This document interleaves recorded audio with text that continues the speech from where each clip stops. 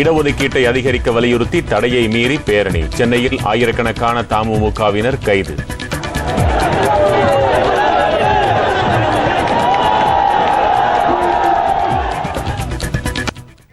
மூன்று அம்ச கோரிக்கைகளை வலியுறுத்தி தமுமுகவினர் கோட்டை நோக்கி பேரணியாக சென்றனர். இஸ்லாமியர்களுக்கு கூடுதலாக இடஒதுக்கீடு வழங்க வேண்டும் என்றும், சிறையில் உள்ள முஸ்லிம் இளைஞர்களை விடுவிக்க வேண்டும் என்றும், திருமண சட்டத்தில் திருத்தம் கோரியும் இந்த பேரணி நடைபெற்றது. முன்னதாக இந்த பேரணிக்கு சென்னை உயர்நீதிமன்றம் தடை விதித்திருந்தது. ஆனால் தடையை மீறி இப்பேரணி நடைபெற்றது. இதில் ஆயிரக்கணக்கானோர் பங்கேற்றனர். பேரணியையொட்டி 5000த்திற்கும் மேற்பட்ட காவலர்கள் பாதுகாப்பு பணியில் ஈடுபடுத்தப்பட்டுள்ளனர். தடையை மீறி பங்கேற்க வந்த 1300 காவல்துறையினர் கைது செய்தனர். போராட்டம் காரணமாக எழும்பூர், ராயப்பேட்டை, சிந்தாதிரிப்பேட்டை மற்றும் அண்ணா சாலை பகுதிகளில் போக்குவரத்து பாதிக்கப்பட்டது.